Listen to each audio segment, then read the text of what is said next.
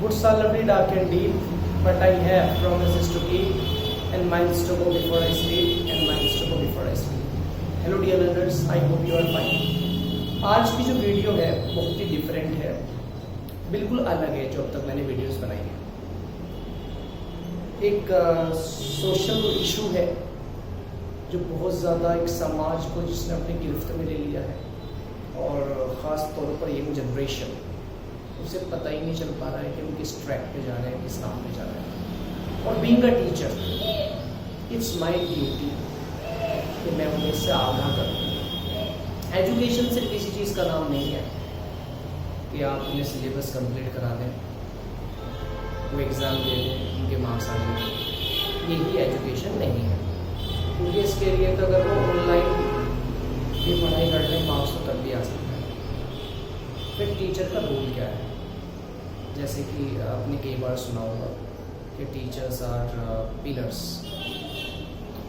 हैं, ये दुनिया के स्तंभ हैं जिन पर दुनिया पूरी टिकी हुई है, रुकी हुई है। तो क्या सिर्फ इस वजह से पिलर्स है कि वो बस नंबर दिला देता है? राष्ट्र का निर्माण, अगर बच्चों के अच्छे नंबर आ गए और अगर बच्चे ने अच्छा स्कोर कर लिया तो क्या इसकी गारंटी है कि वो राष्ट्र के निर्माण में सहयोग करेंगे? ऐसा भी तो हो सकता है कि पढ़ाई कंप्लीट करने के बाद भी कोई दूसरा रास्ता चुन लें। तो राष्ट्र के निर्माण के लिए सिर्फ नंबर से काफ़ी नहीं है, उन्हें बताना पड़ेगा सही रास्ता, और उन्हें बताना पड़ेगा गलत रास्ता क्या है जिससे कि वो बचें। सही और गलत ये बताना पड़ेगा। तो हर इंसान अपने अपने हिसाब से, अपने अपने ज्ञान के हिसाब से ये काम करे, और आई होप हर टीचर ऐसा करता ही है। लेकिन बिकॉज डिजिटलाइज और ये पूरी दुनिया, तो हमें ऐसे रास्ते चुनने पड़ेंगे जो ज़्यादातर लोगों तक जाए। हमें इस चीज़ का एक फ़ायदा उठाना पड़ेगा जो मीडिया है, क्योंकि गलत लोग इसका फ़ायदा बहुत ज़्यादा उठा रहे हैं, सही लोग नहीं उठा पा रहे हैं, जहाँ तक मेरा अब तक का एक्सपीरियंस है। तो मैंने उसी की शुरुआत करते हुए ये पहला एक मैं लेक्चर अपलोड कर रहा हूँ, and if you support me तो मैं आगे भी इस तरह के लेक्चर अपलोड करूँगा। तो कमेंट में ज़रूर लिखना कि ये लेक्चर आपको किस तरीके से लगा, इन्फॉर्मेटिव लगा या नहीं लगा, उसके बाद हम बात करेंगे। वैसे तो मेरा मेन मुद्दा जो है कुछ रियलिटी शोज़ पे मैं कई वीडियोस बनाऊंगा। सबसे पहले मैं बात करूँगा बिग बॉस पर। इससे आप फेमिलियर है, सब मुझे बताने की ज़रूरत नहीं है बिग बॉस है क्या, ये बिग बॉस किस बला का नाम है, ये आपको पता है। इसकी शुरुआत होती है 2006 से, यानी इंडियन की अगर मैं बात करूँ। हिस्ट्री तो इसकी इंडिया से पहले की है, लेकिन I am talking about India. तो 2006 में इसका फर्स्ट सीज़न आता है, और उसमें होस्ट करते हैं अरशद वारसी। आपने उनको मुन्ना भाई में देखा होगा, अरशद वारसी साहब बहुत सारी मूवीज भी हैं, और उसके जो विनर थे वो राहुल रॉय थे, ठीक है ना। ये भी एक इंडियन एक्टर है।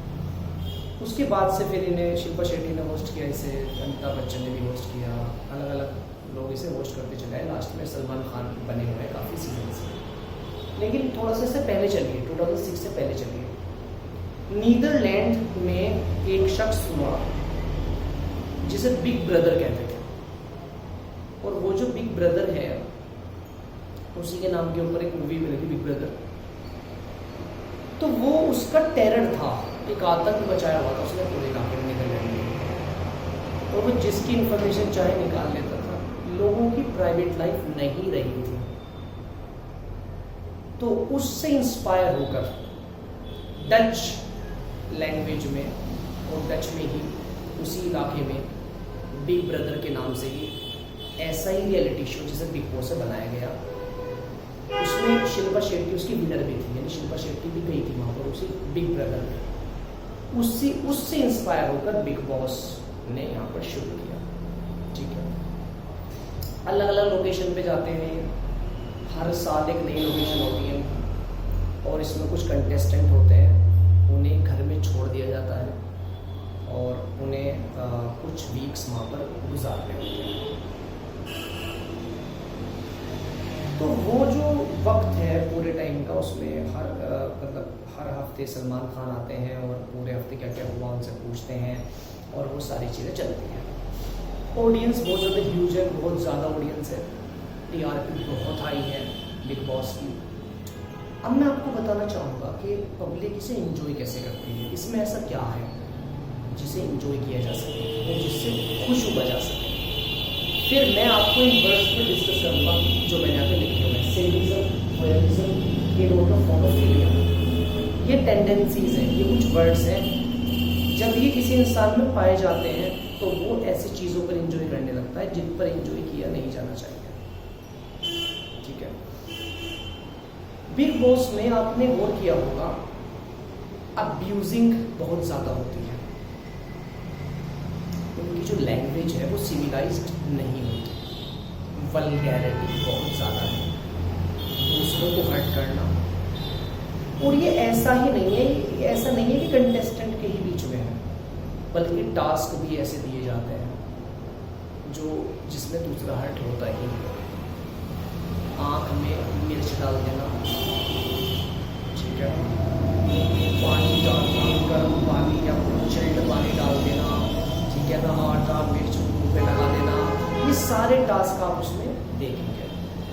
अब आप मुझे ये बताइए कि वो क्या चीज़ है कि ऐसा टास्क दिया जा रहा है कि दूसरे को प्रॉब्लम, दूसरे को मेंटली टॉर्चर किया जा रहा है, और जिस दिन वो टॉर्चर किया जाता है, जिस दिन वो टास्क आता है, यू वॉन्ट बिलीव कि उसकी टीआरपी बहुत ज़्यादा बढ़ जाती है, नंबर ऑफ पीपल इंक्रीज हो जाते हैं। उस रात जिस दिन वो टास्क होता है, पहले से वो दिखा रहे होते हैं एड में, उसकी वजह से ऑडियंस उसे देखती है।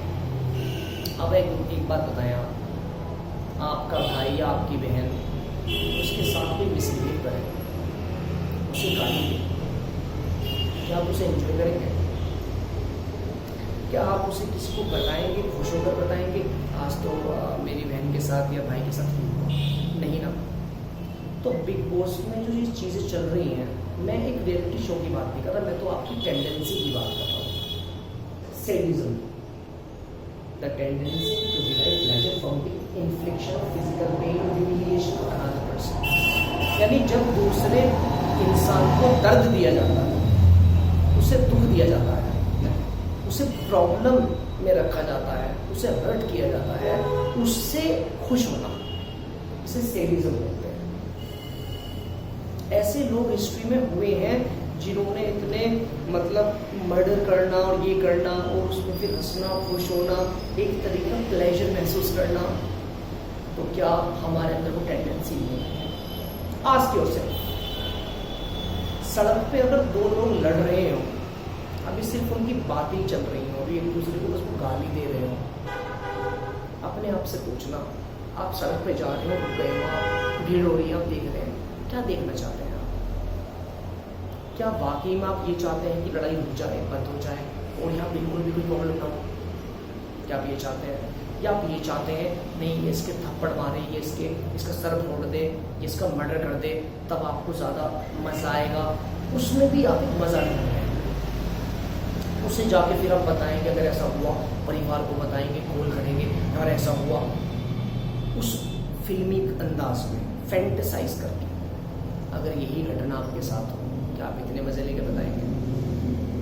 व्हाट्सएप वीडियो बनाना, उन्हें शेयर करना, रोटेट करना, ये क्या है? अगर कहीं कोई डूब गया, आपने देखा, आपने वीडियो बनाई, अब आखिर मकसद क्या है वीडियो बनाने का?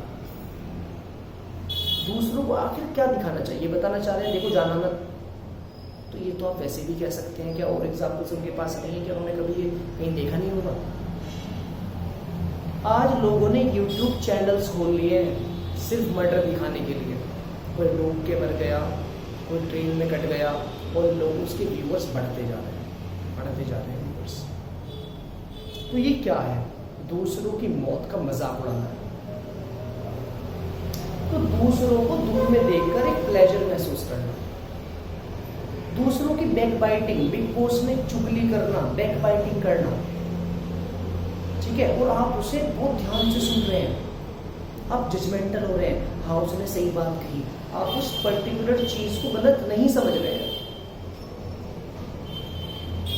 और हाँ, मैं इस बात से भी डिसएग्री करता हूँ। कुछ लोग कहते हैं कि बिग बॉस देखने के बाद इंसान बिगड़ जाता है या वो नेगेटिव हो जाता है और बदतमीजी से बोलने लगता है। मैं इस बात से डिसएग्री करता हूँ। बल्कि मेरा तो उसमें मानना ये है कि जो लोग पहले से ही नेगेटिव हैं, जिनमें ये सारी आदतें हैं, बिग बॉस ज्यादा देखते ही वो हैं।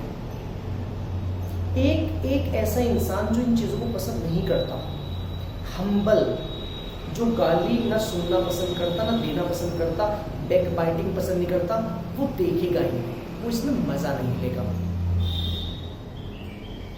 इंसान उसी चीज पर खुश होता है जिसे वो खुद करना चाहता है, वरना उसमें वो खुश नहीं, गुस्सा होगा। अगर क्लास में किसी बच्चे ने किसी बच्चे को गाली दी है तो टीचर को ऑफकोर्स गुस्सा आता है। क्यों आता है? वो पसंद नहीं करता गाली। लेकिन मैंने स्टूडेंट्स को देखा है कि वो किसी का, एक स्टूडेंट दूसरे का नाम बिगाड़ रहा है, उसे गाली दे रहा है, उसके पेरेंट्स को कुछ कह रहा है, बाकी बच्चे हंस रहे हैं, तो शायद उन्हें खुशी हो रही है। दूसरे को जब एक मेंटली टॉर्चर किया जा रहा है, उसकी बेइज्जती की जा रही है, वो हंसने की जो टेंडेंसी है ना, ये भी सेडिज्म है, यही वोयरिज्म है। एक मूवी आई थी दोस्तों, रॉन्ग टर्न, इसकी 2004 या 6 से सीरीज शुरू हो गई थी। फर्स्ट जो उसका पार्ट आया था और 7 और 8 पार्ट आ चुके हैं। बहुत अच्छा बिजनेस इसने किया। और क्या है इस फिल्म में? इरोटोफोनोफिलिया, दूसरे को मारकर एंजॉय करना, यानी उसमें मर्डर दिखाए गए हैं बड़े खतरनाक तरीके से। मारकर एक इंसान दूसरे को खा रहा है, मार रहा है, आरे चाकू से काट रहा है, गर्दन, ये सब, और पब्लिक उसे पसंद कर रही है। बल्कि अगर आप, मतलब मैं आपको रिकमेंड नहीं कर रहा, लेकिन मैं बताना चाहता हूँ, पब्लिक आपको रिकमेंड करेगी। रॉन्ग टर्न नहीं देखी तूने, क्या मूवी है, उनसे पूछो आप उसमें क्या है, क्या अच्छा है उसमें, तो वो क्या बताएंगे, उसमें अच्छा है, वो मार रहे हैं, काट रहे हैं, यानी मर्डर को भी एक तरीके से फैंटेसाइज कर दिया है। मर्डर को भी, मौत को भी, दूसरे की मौत को भी एक नए अंदाज में दिखाया गया है, और उससे हम खुश हो गए। आजकल जो फिल्म्स बहुत ज़्यादा हिट होती हैं, आप गौर करना उसमें क्या कैरेक्टर दिखाए गए हैं। जो नेगेटिव रोल्स हैं, हीरो चोरी कर रहा है, मर्डर कर रहा है, इलीगल काम कर रहा है, पब्लिक उसकी तारीफ कर रही है, पब्लिक उसकी फैन बन जाती है। ये सारी चीज़ें क्या हैं? देखो, मूवीज़ की वजह से समाज पे फर्क नहीं पड़ता। मैं इस बात को नहीं मानता कि मूवीज़ की वजह से समाज पे फर्क पड़ता है, बल्कि जैसा समाज होता है ना, मूवी जैसी बनती है। वो मूवी कभी नहीं चलेगी समाज में अगर समाज उसके खिलाफ बोले, या समाज ऐसी आइडियोलॉजी नहीं रखता, मूवी चलेगी ही नहीं। एक प्रोड्यूसर मूवी पर बहुत सारा पैसा खर्च करता है, वो समाज को बदलना नहीं चाहता, वो तो वो चीज दिखाना चाह रहा है जो समाज चाहता है।